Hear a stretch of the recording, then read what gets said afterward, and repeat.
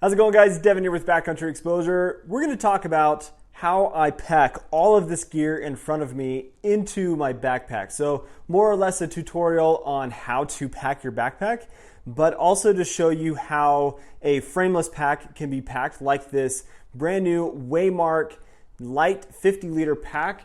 But the same rules would apply if you are using a framed pack like this Osprey Levity or an Exos or something that is within the 50-liter range. The same rules and concepts apply. Now what I've got here is all of my gear that I'm taking out on a backpacking trip this coming weekend. So some of this gear is stuff that I am testing, but the concept of what is here is all gear items that I feel like anybody would be carrying on a backpacking trip themselves. The first thing that's going to go into this pack is going to be my little 1/8" foam sit pad insulation piece that is just a short torso length piece of foam that I use to put underneath my pad. But inside of the backpack, since this is a frameless pack, I am going to use it as more or less a type of frame sheet.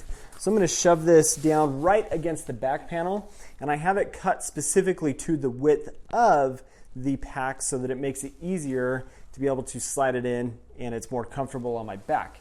Now the next thing that's going to go in is going to be my quilt or sleeping bag. In this case I have the solo quilt from Z-Packs. This is a 20-degree quilt, and what I'm doing for this particular trip is I'm not putting any kind of liner inside of my backpack. If I was anticipating a bunch of weather or rain, things that I would have to be more concerned about the down and things in my pack that I don't want to get wet, getting wet, then I would definitely put a liner in first. I'm going to stuff this in without the stuff sack.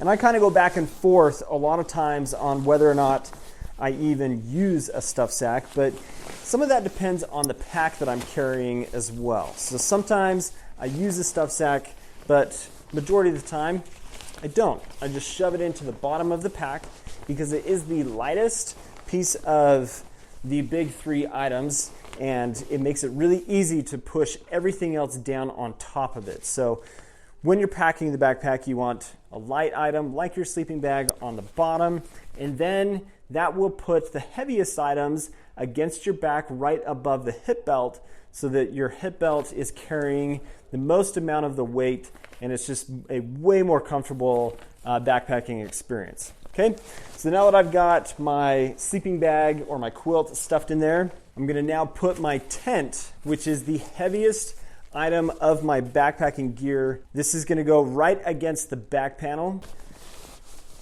And then right in front of that, I'm going to do my sleeping pad. This is the Nemo Tensor Alpine, which is a very insulated pad. And that's going to go right in front of the tent.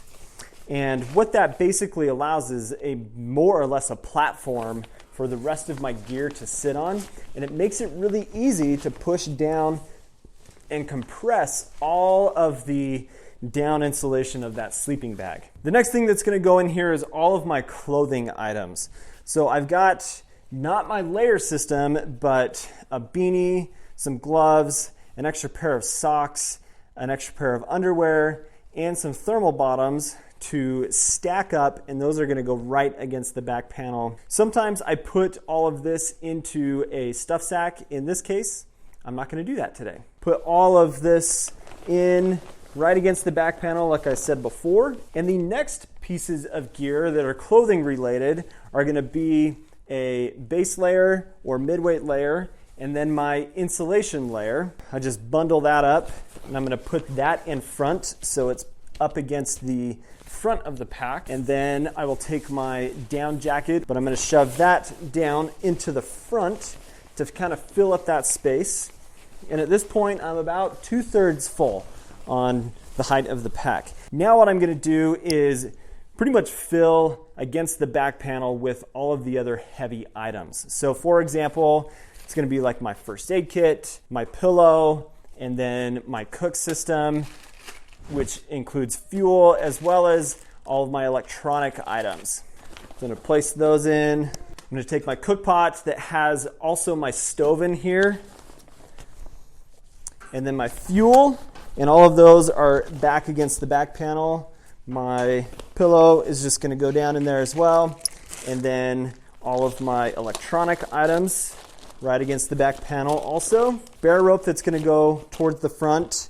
And then not always do I carry an extra pair of shoes, but in this case, I am going to carry an extra pair of shoes. These are just some sandals for this desert trip that I'm going to be doing.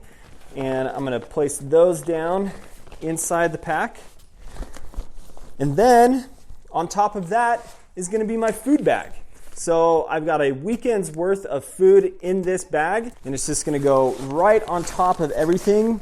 Now, some people don't put their food on the top of their pack, but I like to be able to access my food really easy.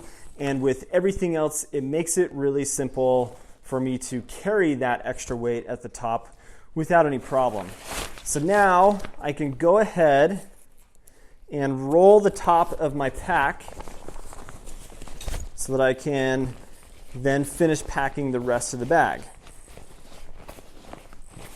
Now, all the rest of these items are going to be the items that I need to have the quickest, easiest access to while I'm out on the trail.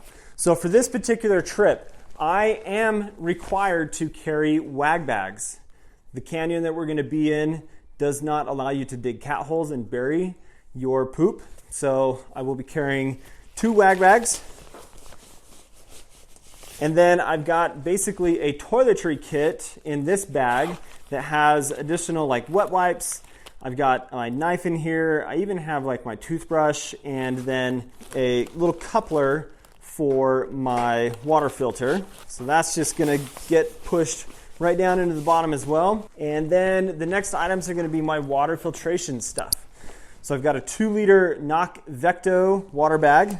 I've got my Aqua Mira drops for water backup filtration, basically. And then my Sawyer Micro Squeeze. And the last thing that didn't get put into the body of the pack, but not a big deal, this is the pad strap for my quilt to go around my pad.